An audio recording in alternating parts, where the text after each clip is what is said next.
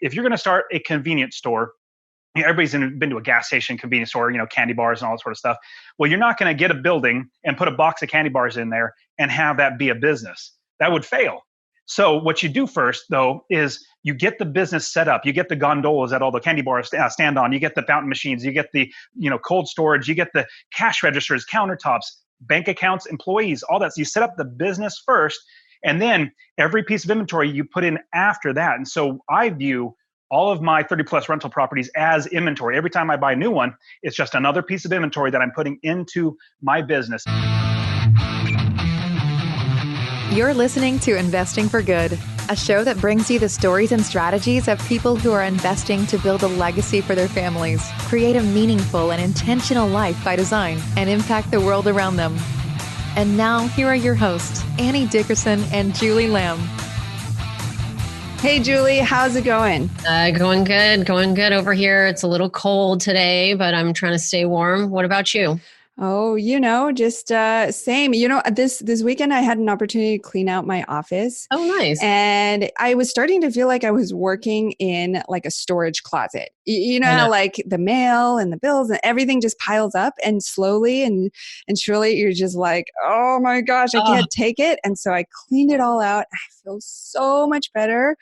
And so you don't know how much, I didn't realize how much it was smothering me until I cleaned it all out. It feels so good. I know. I'm going on a mission over the holiday break to clean up everything and get like totally Marie Kondo on everything. I'm like labeling. Yes. I'm going to buy like plastic boxes, and I cannot wait. And so I asked, that's my Christmas gift from my husband. I'm like, you need to help me get the house in order so that when I'm like functioning in the house, I can do it like easily and smoothly, and life will be happy. So I know exactly how you feel, and that's what I want. So yes. And the girls will love that. Your girls will love doing that. Yeah. Super excited. Well, on today's show, we are talking to Dustin Heiner, the founder of Master Passive Income. And I first met Dustin at FinCon, the conference for financial nerds, as you know. And Dustin stood out as the total opposite of a nerd. He's like not a nerd at all. He's a really heartwarming guy, and just everybody loves Dustin. He's just a very welcoming guy and really great at a party. And he's got 4 kids. Can you believe it? 4 kids. I know, I can't. And what I love about his episode is the strategies that he shared about how he's teaching those kids about finances and investing. And, between the two of us, we've got a bunch of kids. And so that's something that you and I always talk about. And so I love that he really deep dives into those strategies, because there's definitely some good takeaways there. Absolutely. So without further ado, let's get into this episode with Dustin Heiner.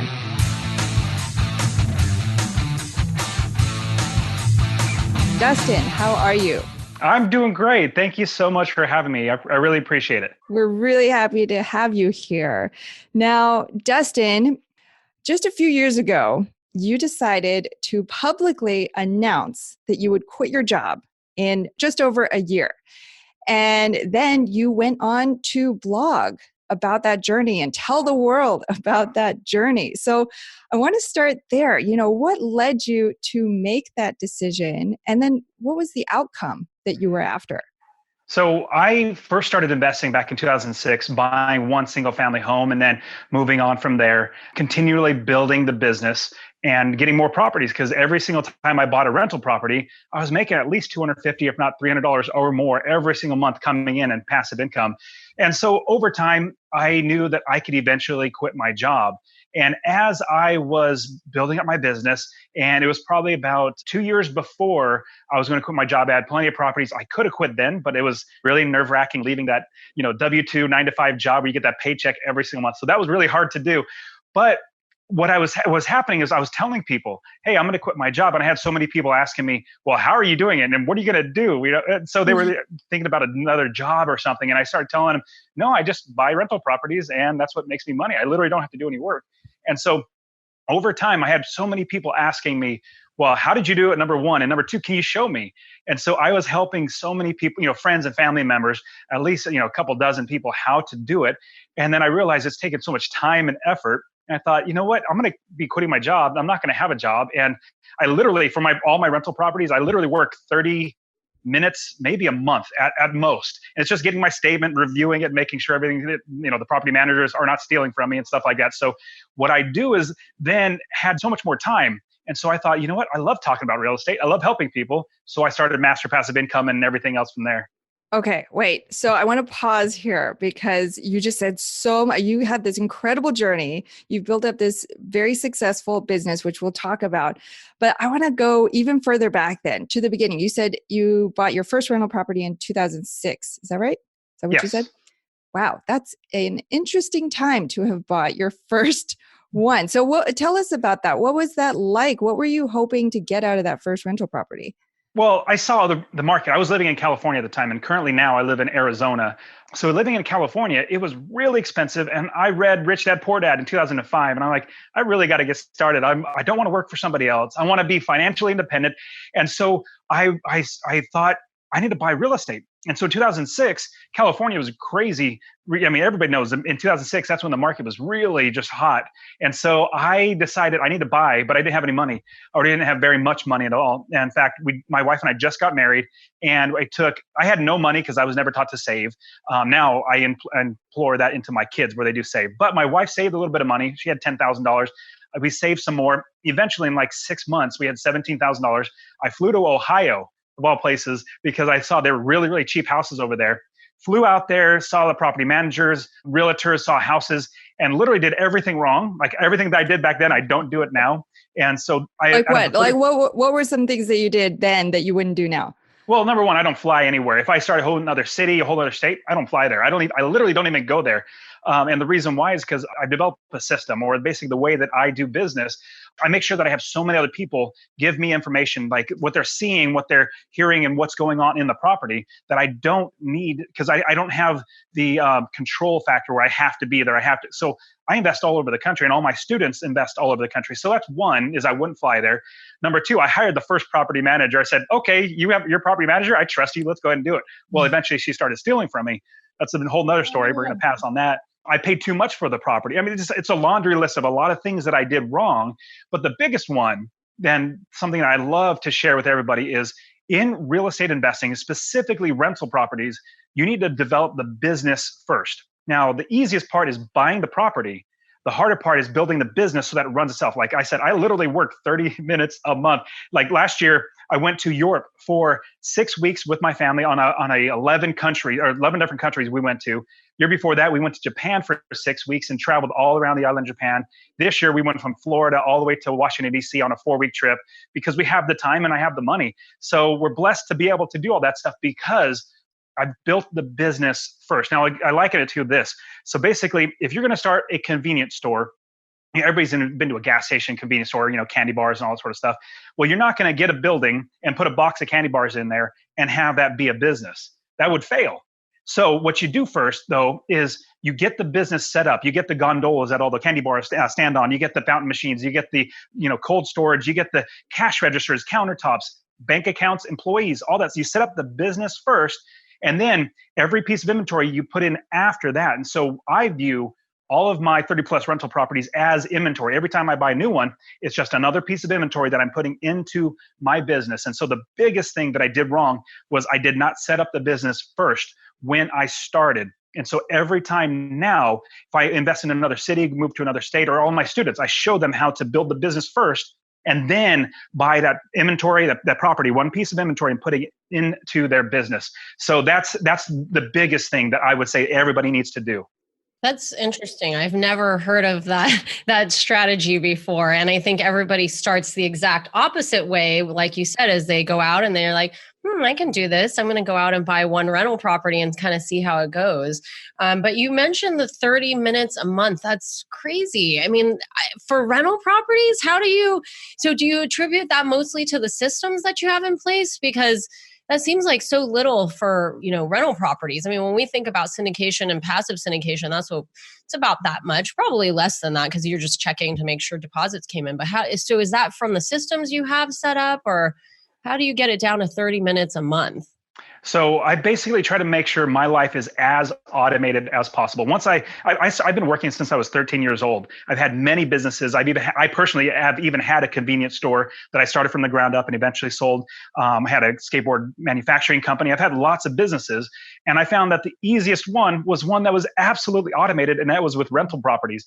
And so I thought, how can I make this as automated as possible? And so what it comes down to is definitely it's the business that you're creating and the systems that you're implementing into the business. Now, as I'm going through, the 30 minutes, it's really just analyzing all the numbers, making sure properties are rented, making sure that the income and debits, they're all adding up. That's really the only thing I need to do. But the biggest thing is that I hire other people to do all the work for me. Now, here's a great thing though. Now, I only hire people when they do one of two things. Number one, they make my life easier, or number two, they make me money. And so a property manager does both of that. Like, I don't do any work. I don't talk to tenants. I don't fix toilets. I don't do anything like that. And I don't collect the money. I just get checks in the mail, or it's electronic now. So everything's electronic. And so I hire people that make my life so much easier. And that's how I don't really even need to work. I just do it because I want to check to make sure I'm not being stolen, because I've had property managers steal from me in the past. But that didn't stop me to realize there are good property managers out there. We just need to learn how to find them, right questions to ask, right answers that they should give back to you, all that sort of stuff. But yes, it's really developing a system and a business and having people working in the business rather than me working in the business. So what I like to do is I like to work on the business, buying more properties, expanding to new territories, and all that sort of stuff. Love that. So design your business with the end goal in mind of how much you want to actually put into your business, and then work backwards from there. But I want to ask you this, because I'm sure there are people listening who are going to say, hire out, why would I hire out for something I could do myself? And so I know my answer to that, but what would you say? So two things. Number one, I'm the type of personality, if the property is like in a 5-mile radius or even like an hour drive, I will literally drive there to do it. That's just in me. I'm very frugal, as well as I'm a do-it-yourselfer.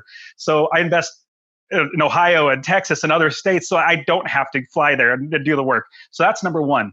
But number two, the reason why I'm able to hire people, and I want to say this. Number one, I don't pay my property taxes. I don't pay my property manager. I don't pay my insurance. I don't pay the repairs. I don't pay any of that stuff.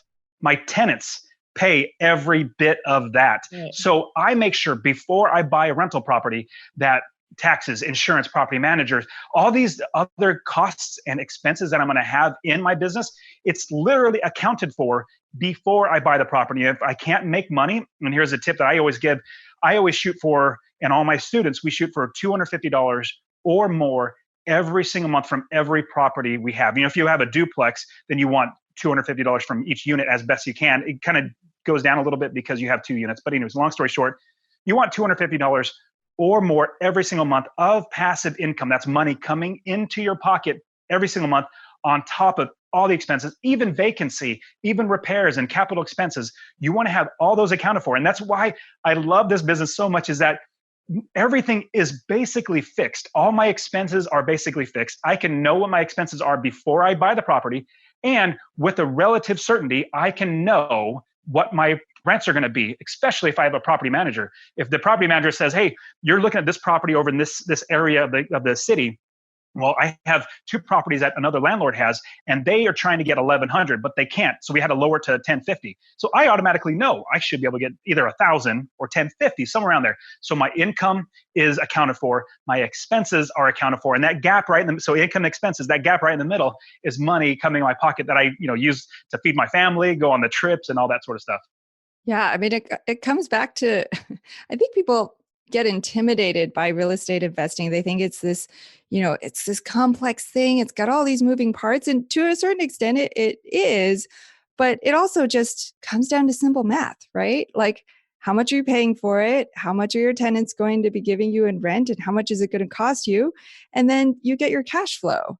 And so it sounds like that's exactly what you're doing. And that's what you're teaching your students, is to focus on the basics and not get caught up in all the different complexities. Yes, absolutely. Here's another thought. If you're going to invest in another state, some people might say, well, do I have to worry about the laws there? And I say, number one, no, you don't personally have to worry about the laws. Your property managers, the ones that should know the laws, you hire the right ones, they know the laws. So you don't have to worry about that stuff. And so all this, I hire people so that they are the ones, they're the professionals, like my accountant. I love my accountant. I hate numbers. I'm horrible at numbers. That's why rental properties are great for me, because I'm stupid. I'm not stupid. I'm not smart. I know addition and subtraction and a little bit of multiplication. So addition, you have your income; subtraction, your expenses, and that difference is my money that I make. And so if I have one property, it makes me $250 a month.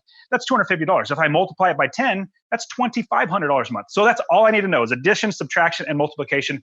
Everything else is taken care of by other people. So I'm just curious, right? Because I know this is a question that we get, or I get a lot when I talk with investors is, single family homes versus multifamily syndication, right? And our whole pitch is like, well, with multifamily syndications, you don't have to worry about the 3 T's, right? So the toilets, tenants, termites. So talk to us really quickly about that, because I'm sure that there are a lot of people listening like, this all sounds great and fine and dandy, but what about all those like phone calls? And yes, the property management gets it, but how do you deal with evictions, turnovers? I guess that's also dependent on what markets you're investing in, because I know for me, some of my single family homes that I still own are, doing better than others, and I don't really hear much, and they've never, I never went through an eviction, but on others I have. So how do you deal with that part of it? It really comes down to systems. So every time I hire a property manager, they're going to have in their mind of how they would normally handle a landlord. Well, I'm a different landlord than anybody else. So I tell them what I want them to do for my properties. If this happens, then do this. If this happens, then do this. So example would be, they might say, we start eviction after 1 month. If they've been overdue for an entire month, that's when we start the eviction. I'm like, no, not with my properties. It's due on the 1st, late after the 3rd. You give them a 3-day notice. Once that 3 days is up, you start the eviction process. You just do that with every single one of my properties, because I want to give you business systems and procedures in place so you don't have to bother me, and you know exactly what you're going to do. So it's those type of things that I even tell them. If it's under $300, like if it's a toilet, don't even bother with calling me. I trust you. That's why I hired you. I've been working with you for 2, 3, 4, 5 years. Actually, I have one property manager. It's been about 5 years now, which is great.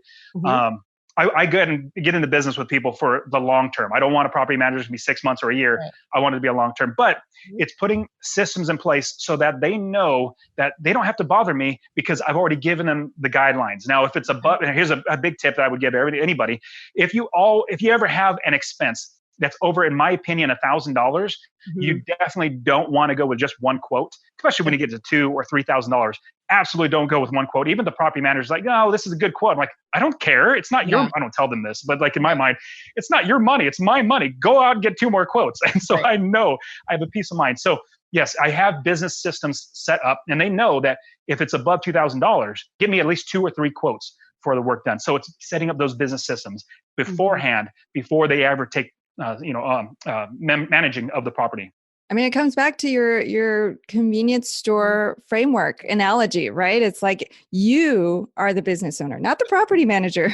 You are the business owner. So it's your responsibility to put those systems in place. And I love that you give them those expectations and your personal rules for what you want to see, so that they know exactly what to expect. They're not second guessing you. It's not wasting their time or your time, and it makes everybody more efficient altogether. So I'm definitely writing that down. I'm definitely going to take that into my rental properties as well. Love that. Awesome. I want to transition here for just a second, because I know we've been talking a lot about your rental properties, but another big part of your life is your kids. You have 4 beautiful children.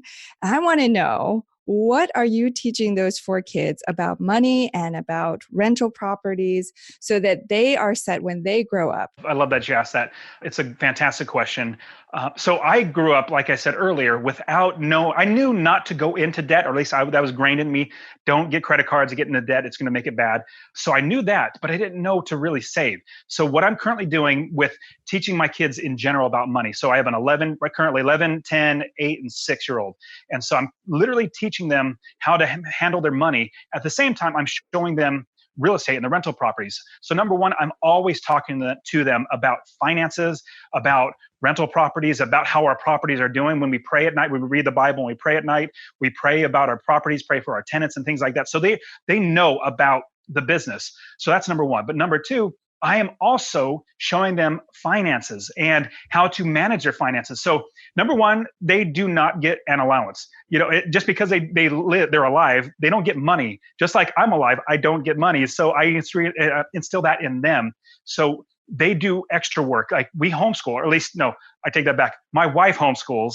I have the easy job of making money. She has the hard job of teaching the kids. So we have a bunch of books that the kids go through every semester. And every time they finish one of their curriculum books, like math or English, we give them $10. That's like, their reward. That's their work. So we give them $10. Now, any bit of money that comes in from birthdays or, working around the house, that's extra on top of it. So all that money that comes in, let's say that's $10 just from one book.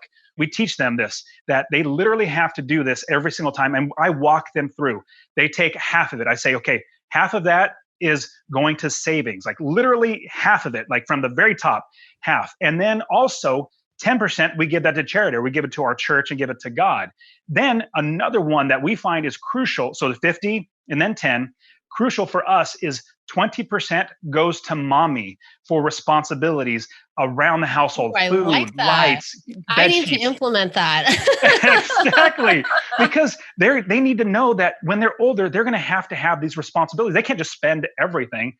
So 50, 10, 20, and then the last 20% they can spend however they want. And what I've been blessed lots of times is my kids say, well, I want to give some extra mommy. I'm like, wow, that's awesome. Or I want to give some more to my savings. Actually, they love saving now because I put them in the bank account. They can see hey, we made 45 cents this month. I'm like, good for you. Yeah.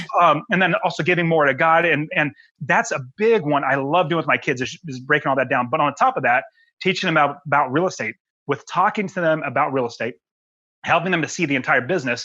And I'm also coaching them through it.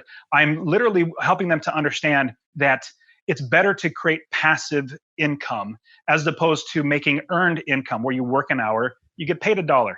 We don't want that. We want to work one time and get paid over and over and over again. And so like I have books that I sell. My daughter would say, hey, how many books did you sell today, Daddy? And I'd tell her. And so, we made some money. So she knows, or actually all my kids know this. Now, what's great was, I think it was probably about 8 months ago, my oldest, she said, hey, Daddy, all the money that we've saved so far, that I've saved so far, I don't want to buy a car with that when I'm old enough.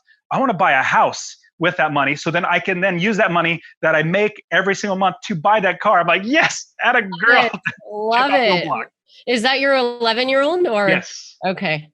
Isn't that amazing when they start to string together all those concepts? Like it takes some time, right? But like when it finally clicks, man, you're setting her up for life. Yeah. I mean, she's 11 and she understands those concepts. That's incredible. Yeah. Absolutely. And a quick little thing, like let's say there's a store that has like a shooting gallery. It's like it shoots a laser light and things move. And I never gave them money to do it, but they always asked, can we do it? Can we do it? And as soon as I started getting money, I said, hey, and they started spending and they realized how much money goes out and how much it costs. I said, well, you got money, you can spend it. And they say, oh, that's expensive. I'm like, that's a waste of money. I'm like, yes, exactly. That's great. We'll get back to our conversation with Dustin Heiner in just a minute. Have you been thinking about investing in real estate, but aren't sure you have the time or the desire to manage the investment? Perhaps you're afraid, like we were, that you'll make the mistake of choosing the wrong market or the wrong team and lose your entire investment. Well, that's exactly why we created the Goodegg Investor Club. We do the work of identifying solid real estate investment opportunities in the best markets around the country and then partner with you to acquire these investments, and then we'll all share in the returns. We'll identify the growing markets, strong, experienced teams, and the solid deals. We do all the heavy lifting of managing the tenants and the renovations, and as a passive partner, you get to enjoy all the benefits of investing in real estate, monthly cash flow, long-term appreciation, and the ongoing tax benefits. When we first discovered passive investing through real estate syndications, we realized it fit perfectly into our busy lives. We could put our money to work for our families, work less, and get more time back in our days so that we could focus on what matters most and discover our true passion and purpose in life. We've now helped hundreds of people invest passively in real estate syndications and are seeing the positive impact it's had on their lives. We invite you to partner with us by joining the Goodegg Investor Club today so you can start putting your money to work for you and get more time back in your day, because we know that when people have more time in their days, they can do the true work they were intended to do, and the world will be a better place. To sign up for the Goodegg Investor Club, go to goodegginvestments.com/invest and we'll take it from there. That's goodegginvestments.com/invest.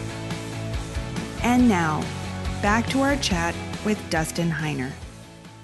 So I'm curious, because you have a range of ages, right? 11 and then 6 being the youngest. How does your teaching style to your kids differ in terms of, you're talking about finance and you're talking about real estate. So you gave us a good example, with your 11-year-old, but how are you teaching the 6-year-old? Like, what are some things, like, how are you making it understandable for the 6-year-old?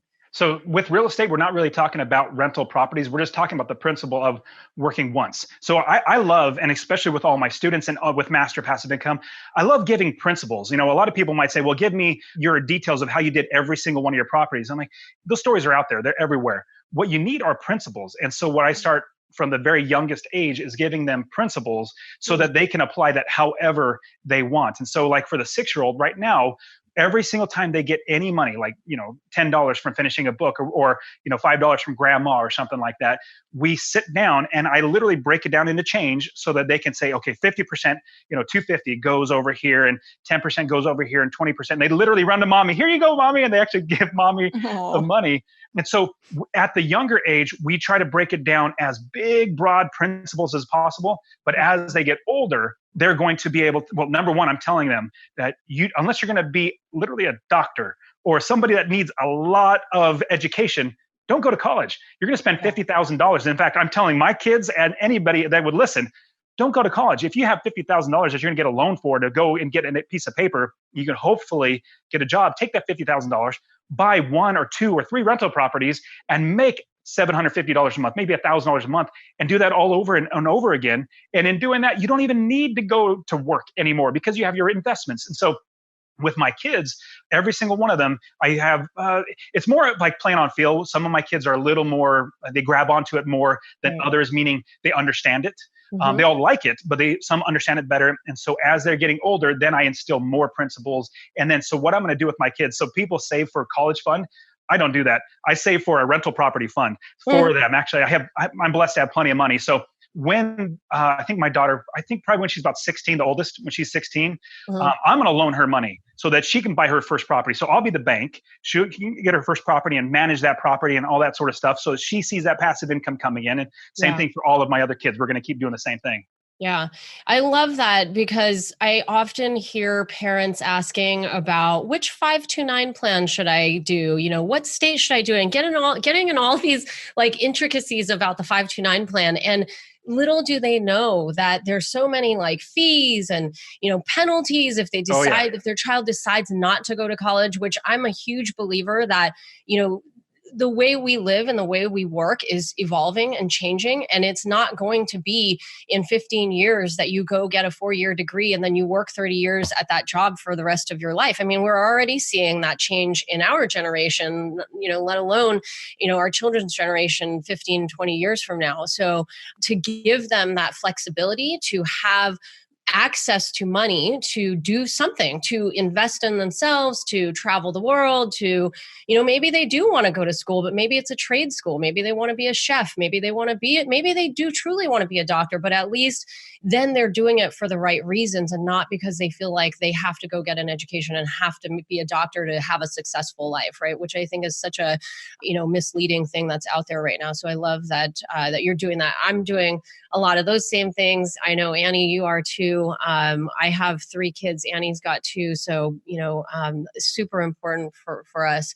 So tell us more. Is there anything else, like, I'm just curious, is there anything else in terms of like strategies and ways that you're teaching and helping your kids that you think maybe other parents out there might want to know about how to, get their kids into a better financial state when they get older? I mean, we touched on a few, but is there anything else that you think might be really helpful? This is something I'm so passionate about. So I'm kind of asking selfishly too. Like, I'm just curious if there's something maybe I don't know or I'm not thinking of. So No, so those are the main ones. And what I would say is, as the child gets older and as they grow, what I do is I adapt it to that child, and I encourage that in them. So those are the main big broad ones. But as you get down to a little more granular, like exactly how rental properties work or how multifamily investing works, or even just how to spend money, it's really showing them that, I'll give you another one that I love. So I'm very frugal, and my wife is extremely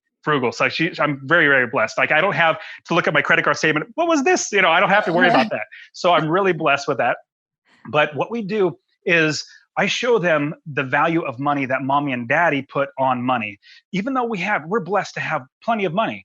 And we would be driving home from church, and occasionally we might go to lunch. But there are times where we're driving home and we're like, well, we don't want to spend money on food. We don't say that, but one of our kids might say, hey, can we go there and eat for lunch? And I say, no, it's expensive. Like, we don't have the money right now. We have the money, but we don't want to spend the money right now because it's expensive. We have plenty of food at home. So I'm trying to encourage them, not necessarily frugality, but I'm showing them the value of money. Just because you have money doesn't mean you should spend it. And so what I would literally say is, well, do you want to spend your money? And be like, no. I'm like, yes, when it's your money, you put more value on it. And so that's something I love to do with my kids, is show them the value of money. And at the same time, if they have the money, they don't need to spend it. And so a big question comes up is, hey, daddy, I have, $10. I want to buy this. I'm like, do you really need? Anyways, I help them to really think through the purchase process and how much money they have, how much it's going to cost, how much do I have left over. Mm-hmm. Mm-hmm. Yeah. And even just that, I mean, that's more than a lot of kids get at that young age. There are kids in my older son, who's in first grade now. There are kids in his class who don't have any money at all. And so they just don't get the practice to think about if and when you do have that money, how are you going to manage that money? So as soon as they get the money, they're like, okay, I've got it. Now I can spend it. Now, what am I going to buy? So it's such an important practice to give your children that practice with money so that they can make the mistakes at home and not outside in the real world. Love that. Absolutely. Right. I completely agree. Well, shall we transition to our Investing for Good impact round? Let's do it. All right, Dustin, we're going to ask you 3 questions that we ask all of our guests, and it all comes back to how you are investing for good. All right.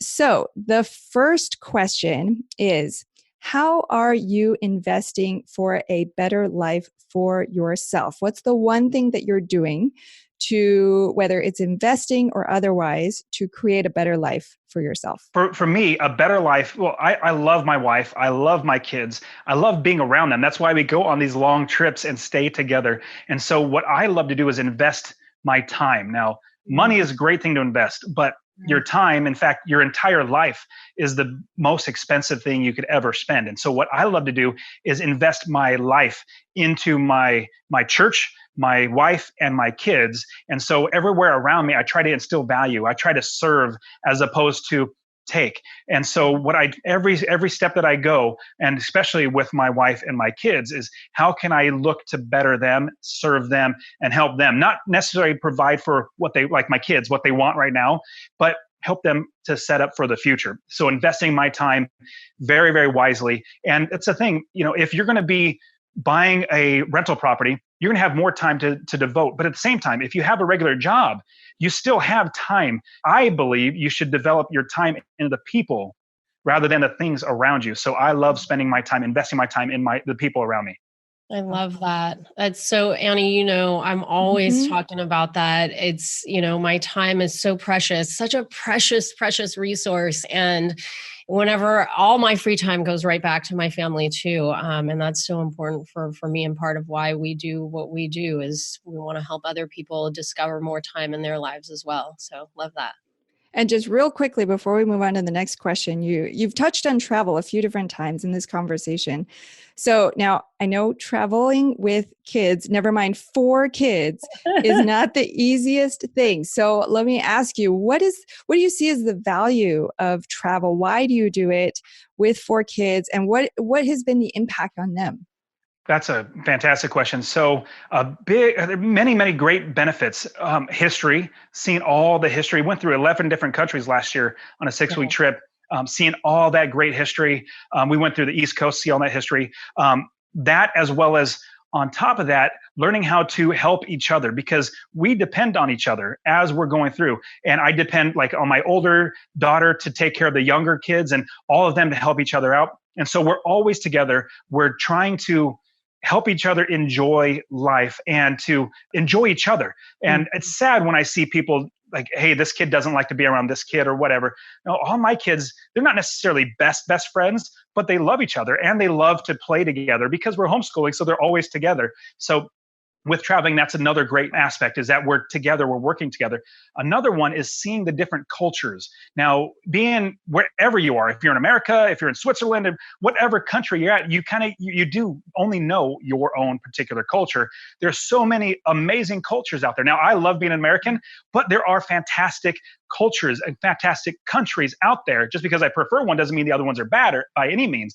So I want my kids to see how other people live and how other people are not as well off or are better off or whatever it might be, that, hey, wherever we are, we need to be completely content with how we're blessed to live. And so all those things are really, really beneficial. And a big one that I found is it just brings us so much closer together as a family every time we travel. And they always think back, hey, remember when we did this? We went to this country, we went to this. It's great. It's a really great bonding experience too. Yeah. It's true, right? It's hard to think back. Like when you're at home living the day to day, it's hard to think back over the last 4 months and think like, what actually happened? We went to school every day, we went to work every day. But then when you travel, you create all these unique memories that will stick in your kids' minds for the rest of their lives. And like you said, with the cultures and with the history, it really opens their mind up to all these different principles that you were talking about, these principles that you've spent so much time developing. You're helping them to develop their own principles in life.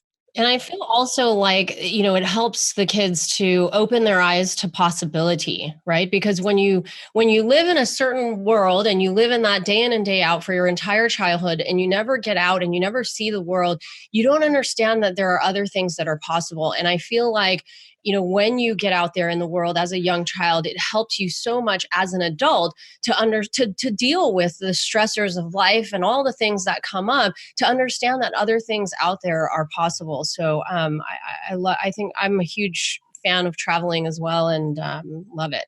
So yeah. All right. Next question. Okay. So this one is about investing in others. So we asked you about how you're investing for yourself. So now, how are you investing in others? So specifically, we want to ask, what's one thing, an investment strategy, a life hack, something like that, that you can share with our audience that will make an impact in their lives?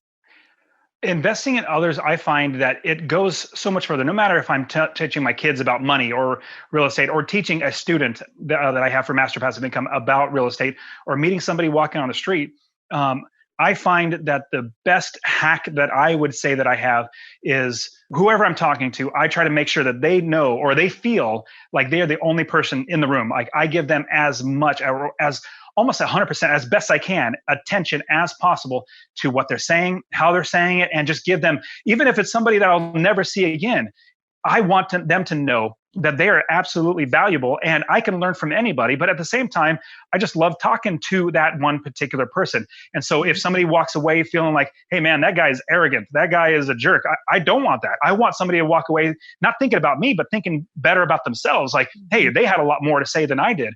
And so every time I try to meet with somebody or talk with somebody, or even just find somebody, walking down the street or at a store that we started having conversation, everything is turned off. I'm just focused on that one person. And so that's what I love. And I did learn that. I'll give you something that a book that I really love is by Dale Carnegie. It's How to Win Friends and Influence People. Mm-hmm. Fantastic book that really helps you to understand how, other people's perspectives, but at the same time, how to treat people. And so that's one big thing is anytime I'm talking to any person, I try to do my best, or at least consciously, I try my best to focus on that one person and give them as 100% attention as much as possible. In today's digital age, that's so hard to find. So hard to find. Everybody's got, it's like their phone is attached to their hand. So I'll give you also a quick example. So last night, my wife and I would take our kids on a one-on-one date. So I do the daddy-daughter date night and the mommy and son date night. So last night I took my youngest, my 6-year-old, her name's Faith. She wanted to go a few places. So I like Chick-fil-A, but if I have a choice, I'll go eat poke. You know what poke is like? Sushi. Oh, yeah. Anyway, so I got a sushi or a poke bowl. We went to Chick-fil-A, so we got both of our stuff. She got to eat Chick-fil-A and run around. We went to Peter Piper Pizza, play video games. So I put 100% focus and effort into her. I literally did not even look at my phone at all. I put it aside because I said, I'm trying to show her what it should be like if and when you go on a date. Yeah. On top of that, this is how you treat other people. We don't do other things when we're literally having dinner and talking together. So that's what I did with my daughter. I put my phone aside, and I also help her to understand, hey, did you notice Daddy didn't even look at his phone the whole entire time when we were together? And she goes, yes, I did, Daddy. So yes, absolutely. I try to make sure that my kids know that as well. I love that. For all the dads out there listening, take some notes from Dustin. Oh my gosh. That's, so hard, especially I feel like for dads too. So kudos to you. That's awesome. Mm-hmm. Yeah. All right. The final question is, now we're talking about investing in the world. So what are you doing, whether investing or otherwise, to make the world a better place? So definitely through Master Passive Income, I'm trying to show as many people as possible that passive income, that there are ways to make money as opposed to working a job. There are so many people that I've helped that just their minds are opened up. Just like how when I read Rich Dad Poor Dad for my first time, I was like, wow, this is amazing. So I try to help as many people as I can. That's why I have my podcast, my articles on my site, my books. I try to do that. On top of that, I love going to college campuses and talking to kids or students. They're even though they're younger than me, like half my age.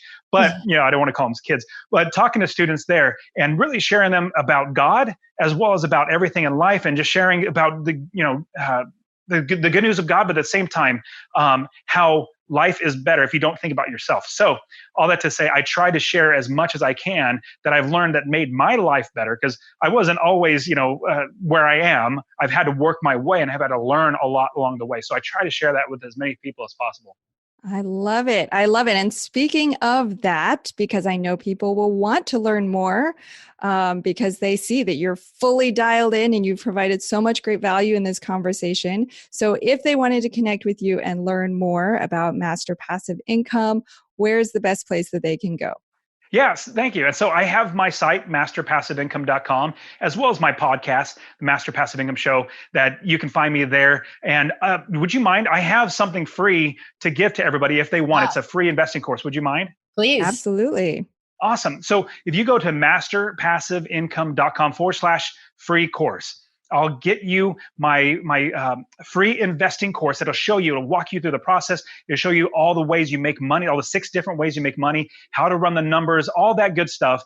Masterpassiveincome.com/free course. And I will get that to you right away. But that's how you would find me, is through masterpassiveincome.com as well as the podcast. Awesome. Well, we will be sure to link to all of those great resources. Dustin Heiner, founder of Master Passive Income. Thank you so much for being here with us today, Dustin. Thank you, guys. I really appreciate it. You've been listening to Investing for Good, the #1 podcast for people like you who are investing to build a legacy for their families, create a meaningful and intentional life by design, and impact the world around them.